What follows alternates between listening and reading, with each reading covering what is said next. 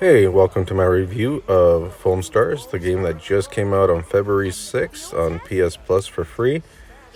First, let's get to the good. Since the game just came out, I only had a few hours with it, but I think I know how I'm feeling about the game. Overall, it's pretty fun. I find it is very kid-friendly, which could be a very big plus because there's, a lot of online games that are probably not geared towards kids. This one I could see kids playing and enjoying. The hub area where you get to hang out with your friends while you're loading into a match, that's pretty fun. You can really mess around over there, try out your skills, but it could probably get boring pretty fast.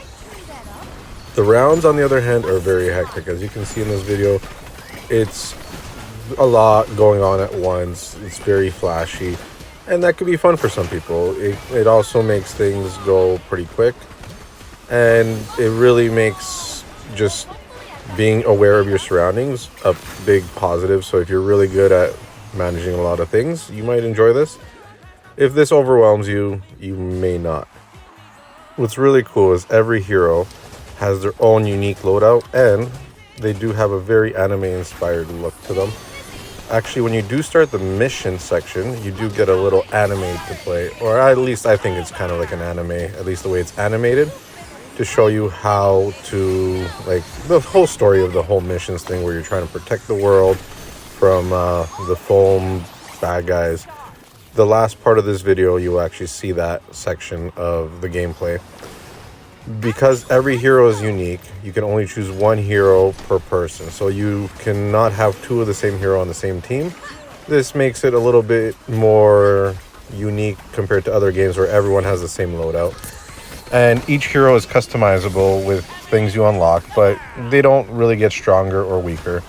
If you are playing the missions mode, you do accumulate score or some mystical dust, and that lets you upgrade your hero for the next round. So there is a way to get into the game where you can get stronger and stronger, but it does not carry over into the versus. In the versus, everyone is on the same level playing field, which is super nice. From what I've played, the game runs really well on the PS5.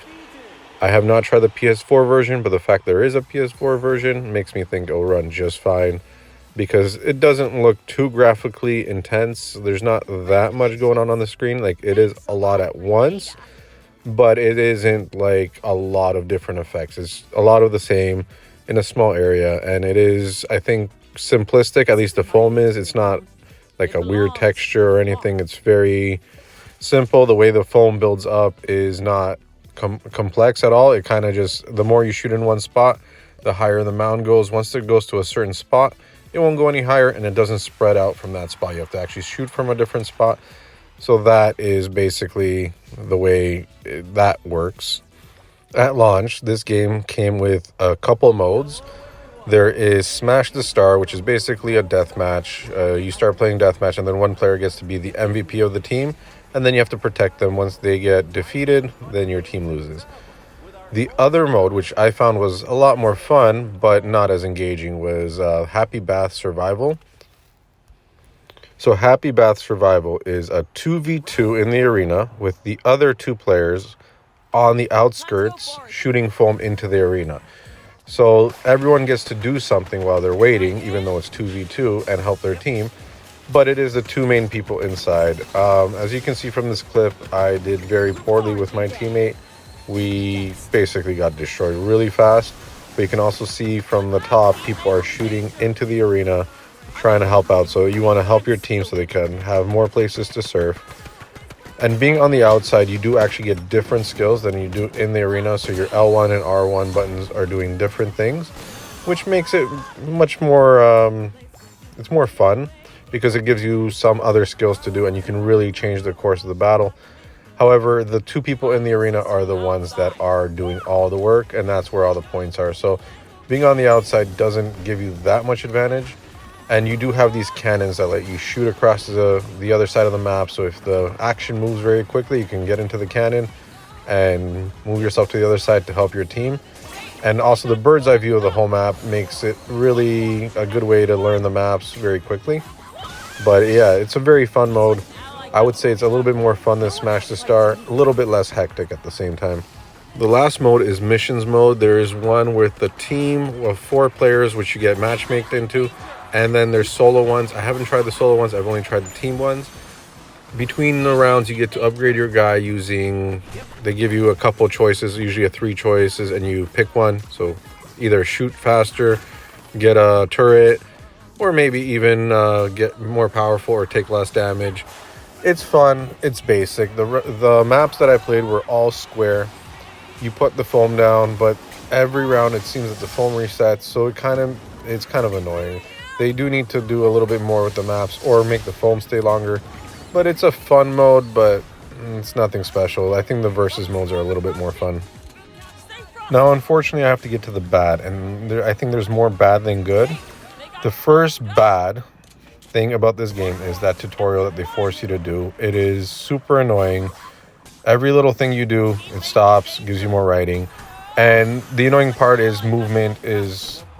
Most people know how to move a character left and right, up and down, and then forward. And that part, it just really makes a bad start to the game, in my opinion.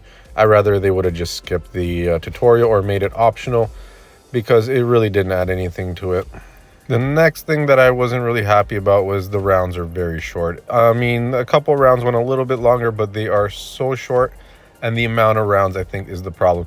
I don't mind the shorter rounds, but the fact that you only need, like, Smash the Star, you only need to win 1 round, and then that's it. It really makes it for like a 2-3 minute round, and then you're loading. And that's the other thing that's an issue, the load times. They are pretty long for the PS5. I expect a lot better. And if you're playing with someone that has joined you, like your friend, every time you finish a game, you load into your hub area, and then you get a pop-up saying, waiting for a friend to join. And I actually got this really odd thing where my friend was like, I'm done with this game, I'm going to quit out. And he closed the game down, and I got stuck on that screen for about a minute and a half where it says they were connecting, and then it just gave up. However, I could have probably just closed the game down, but nothing was responsive, and I was like kind of curious, am I just going to get stuck here forever? And it was just over a minute, and it was annoying because you can't push anything to cancel it. You're just waiting and waiting and waiting. The other issue I really had was the maps are fairly boring. In the missions mode, it's just a square. There's really nothing special about it. And in the versus, in Smash the Star, the maps are very tiny. There's not really much to them. They are a little bit different. There's like, one of them has a little bit more verticality than the other ones, but they're so tiny. I guess they try and concentrate all the action, but there's really no strategy apart from just when you use your specials and your aim. I really wish the maps were just a little bit bigger and had a little bit more cover, so you can sneak around and either flank the other team. It's just, I found that the maps were... I didn't notice too much difference between them, even though they looked different on like the textures and stuff. It didn't feel different. I didn't feel like I was playing a different map, and that was, to me, very disappointing. If this game was free to play, I think my opinions would be a little bit different. I know it's free on PS Plus right now for this month, but next month, who knows if it's going to come to extra. And it's supposed to be $30 US, and that is a very hard sell. For $30, I don't think this game is worth it. For free, it's definitely worth it. Check it out.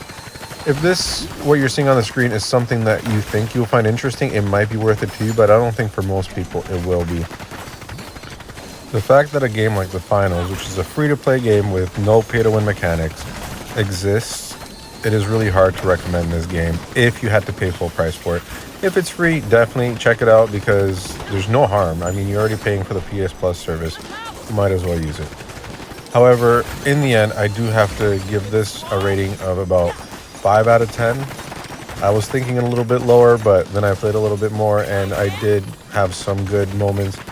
But this game is just not for me. Unfortunately, it looks fun.